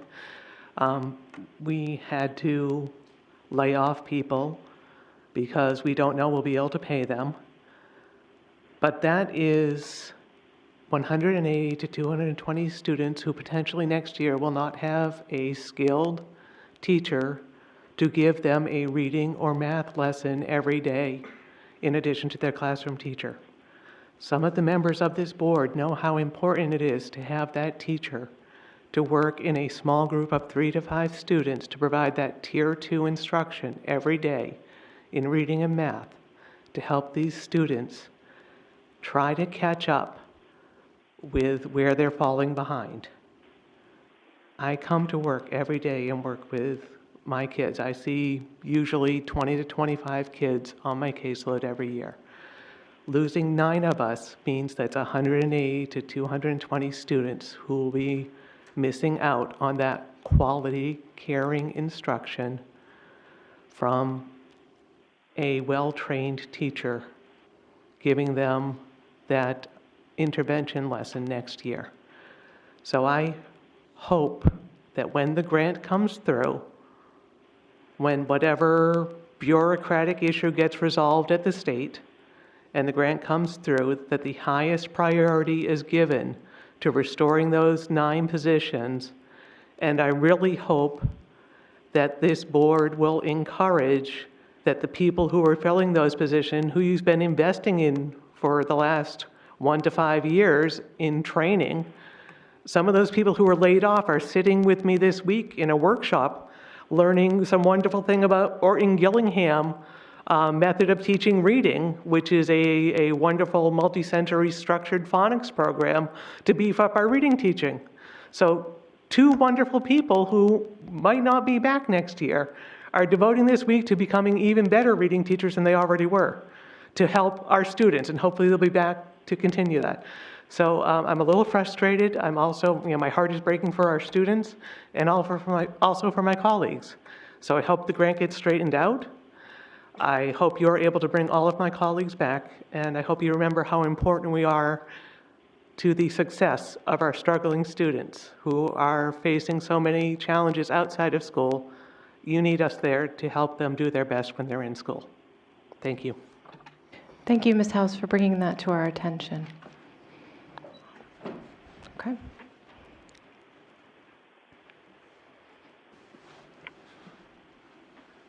Hi. Adam Marcoux, President of the Nashua Teachers Union. I live at 4 Jalori Lane. We'll start with the good news. Hayward's will be open by the time I leave tonight, so we'll be stopping there on the way home. No donuts though, Dan. It's not that I have bad news, it's just that I wanted to comment on the social emotional learning piece that Dr. McKinney spoke of, and that there's been some discussion tonight. There is a significant amount of research, whether it's from AFT, NEA, I can't think of the other groups right now. Of course, I can think of the 2 teacher unions that support it, that show social emotional learning have a positive impact on kids, on teachers, on the climate of schools. That's in books, that's in articles, that's in webinars. As a teacher and someone who has a professional certification, we have to be recertified every 3 years. And part of that task is completing professional development, whether it's opportunities provided by the district, workshops, conferences, excuse me, or other opportunities such as the books we purchase at Barnes & Noble, Amazon because they come in 2 days, or other places. And the research is overwhelmingly positive for these types of things.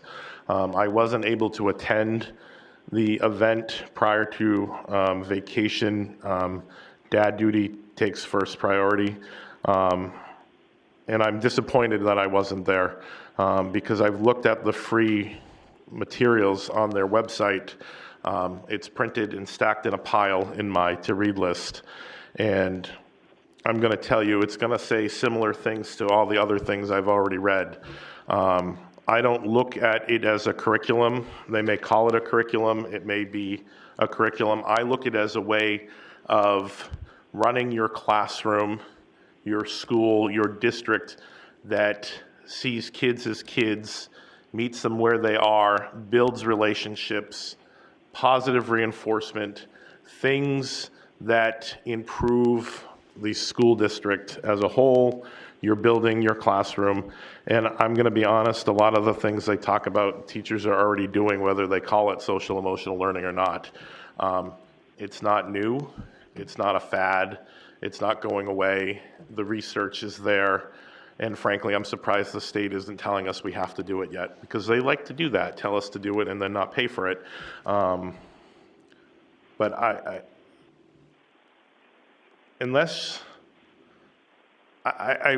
one of the comments made was, well, can you opt out?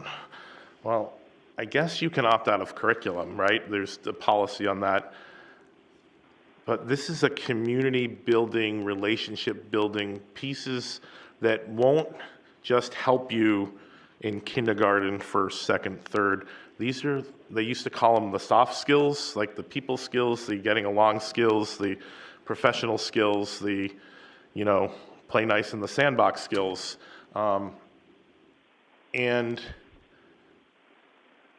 I don't think it's bad for kids. And I certainly don't think it's bad for the school board to read some of this research, sit through one of the webinars. They're short, they're an hour long. ASCD, which is very well known, has some on them. Share My Lesson, which is free through AFT, has some very well done webinars.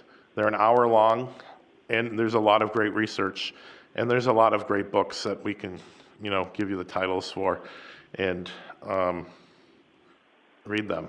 I know that you want the school district to bring forward information on it, but I think members of the board need to do, they talk about the due diligence of being prepared for meetings, and I think part of that is researching and understanding what social emotional learning is and what it looks like in a classroom, and doing some homework on it, because it's not going to hurt our kids or our district. It's just going to make it better. Thank you. Thank you, Mr. Marcoux. Anyone else have a comment at this time? Okay. In that case, we are on to board member comments. I'm just going to go around, if that's all right with everybody. Ms. Van Twyver? Mr. Kaufman? Nothing, thank you. Okay. Ms. Hohensee? Yes, I have a few comments, thank you. I'd like to thank Ms. House for bringing that to our attention, that we had laid off teachers. I was not aware of that. In the past, the board was given some type of a tally or notification. I don't know if that happened in HR, but I would very much appreciate getting that information if it was only Title I teachers, if there were other teachers that were affected by these grants, and when will the grants be due so that we can resolve this issue. That date would also be interesting. I also want to clarify that no one was rude to the SEL presenters. That was a misrepresentation, either before, during, or after that presentation, as far as I know. The problem here on this board is dissent is not allowed. It has to be shut down. If we have a different opinion, it's a personal attack, it's considered rude, and that's where we get the misunderstanding. My concern is recess and cursive also have a positive impact, but we don't have time for them, and yet we have time for this social emotional learning that the district is not being totally upfront and telling us where, when, and how they're doing it. They could invite us into a classroom and let us watch, let us observe. They could have presented the books to us. They could tell us in how many classrooms, but a lot of this is kept secret, so it doesn't build trust. We need to build a little trust. And I think the people that have maybe a hesitant or a cautious attitude about a whole new program basically need more information. And yes, I've been doing a lot of research on my own, but because I have a different opinion, this board feels or this district feels it needs to be shut down. So that's just not healthy. That's really not a healthy approach to different opinions. Thank you. Okay. Thank you, Ms. Hohensee. Mr. Mosier, do you have a comment? Not at this moment. Not at the moment. Okay, thank you. Mr. Guarino?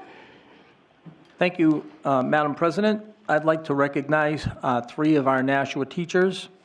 This is the 3rd year in a row that they have won the Nashua Education Foundation Annual Spelling Bee.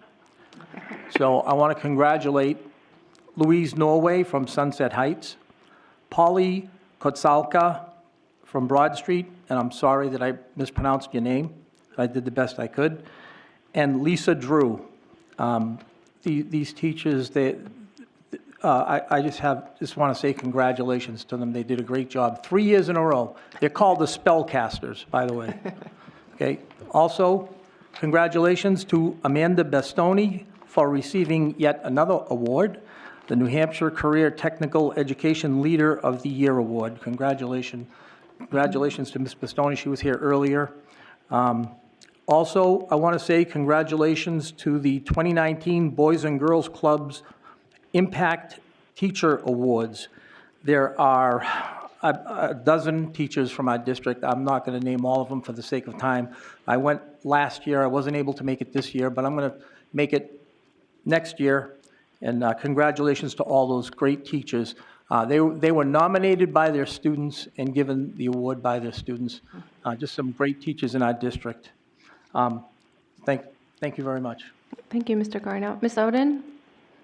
Yeah, thank you. I want to thank Ms. House for speaking to those 9 Title I teachers who were received pink slips. I had no idea it was coming, and when I heard about it, I was disappointed, to say the least. I know in past years it's happened, we've waited for the budget, but I wish I had known about it because as somebody who taught in a Title I school, I know how critical they are to the success of many of our students who need that extra help. So I hope as soon as we hear about the grant that we can hire those teachers back. I am concerned, I don't know if you heard this, but I don't know if it's a rumor, but I have heard somebody say that the rumor is that some of that money might not be going back to Title I teachers, but might be going to making some of the assistant principal curriculum people full-time assistant principals. I said to the person, I don't see how that could be done because that's supplanting, and you cannot use grant funds to supplant something you're doing in the district. So I certainly hope that that money is spent to ensure direct instruction to those students who need it. Congratulations to Amanda Bastoni. She just does amazing things here, and I think that award was well-deserved. And I also happened to notice in Sunday's paper, there was a list of restaurants and food service places that have been visited by the health department. And 12 of those places were our schools. 11 were elementary, 1 middle school. The grade goes, I guess, from 0 to 100. 75 is a cutoff, is where you have to get a visit back within 4 days. Half the schools, 50% of our schools had 100% in their cafeterias, and the lowest grade any school got was a 97. So to those schools, the people that work in those schools, thank you and congratulations for all your hard work. I thought that spoke volumes for a lot of people. Thank you. Thank you, Mrs. Oden. Ms. Porter? Thank you. So I want to echo the congratulations that other board members have given to people who work in our schools. We have to always remember that's where the real work is happening, and thank you for everything that everyone does. I appreciate when we have representatives from the teachers union come and address the board, because they do represent those people who are giving direct services to our students. So thank you for coming to our meetings and for bringing things to our attention. As for the teachers who received pink slips, as a person who has received several pink slips in my career, I understand what that's like, and I am very sorry that that's happening to people. And I hope that we can get this resolved, both for the teachers and for our students. I also came from a Title I school, and I understand how important that is. So I hope that this can be resolved quickly, and that all of those people will come back. And I'm sorry for what people are going through. It's not fun. Okay? All right, thank you. Thank you, Ms. Porter. Mr. Guarino, did you forget something? No, I just wanted to make a motion to adjourn. I don't get to have a comment? I apologize. I apologize. I know we're really close to the 9 o'clock, but I have a couple things. My apology. Okay. That's so funny. All right, so I just have a couple of quick things. The first thing is to people who missed the Choose Love presentation, it was recorded. I think that it's going to be on the website, or it's going to be on the ETV website so that people can access it. I encourage people to watch it. It was extraordinarily moving. I may have cried at a couple of points. The woman who did the presentation is a mother of a slain child from Newtown, Connecticut, and so that was very moving. But what she had to say about social emotional learning and the way that it can guide adults' interactions with children to help manage behaviors and teach children. I actually had written down soft skills and marketable skills and how to become resilient and interact with people is really amazing. And I love it. This is the kind of stuff that I taught when I taught parenting classes, and the idea of bringing that out into the world for kids who aren't getting it at home just really makes me excited. So I hope that we continue as a district to explore what's out there and then have those conversations on if and how to bring that into our district, because I think it would be very beneficial to our kids. And I'm encouraged by the fact that the governor and the Commissioner of Education have both said that this is something that they would like to see the New Hampshire schools work on adopting. The other item I have to talk about is less happy. I want to talk about some board member behaviors. Again, this meeting wasn't so bad, but it's come to my attention that we have some problems with board member calling people at home, calling staff's personal cell phones and putting constituents on the phone, and at one point in time calling a parent. This is unacceptable behavior. It's an abuse of our access to these kinds of numbers, and I hope that we don't ever see it again. When people are not at work, they are not at work. They have a right to have time off. Our staff work very hard, and they give us a lot of extra hours, and we should not ever be bothering them outside of hours. Now, if there's a legitimate emergency, certainly that would be the case, but other than that, we need to be doing that. And I cannot imagine a single scenario under ordinary operations of a school district where a board member should ever, A, access parents' phone numbers, or B, call the parents of students about a school matter. Barring tragedy, that should never happen, and I hope not to hear of it happening again. So that's all I have to say for this evening. I'm ready for a motion to adjourn. Excuse me. I'd like Point of to order. adjourn. Okay, seconded? Second. On the motion to adjourn, Ms. Oden? Yes. Ms. Raymond? Yes. Mr. Kaufman? Yes. Mr. Mosher? Yes. Ms. Van Twyver? Mr. Garino votes yes. Ms. Hohensee? Yes. Ms. Porter? Yes. Motion carries 8-0. All right, thank you very much. We are adjourned at 8:03 p.m. Oh, I'm sorry, 9:03 p.m.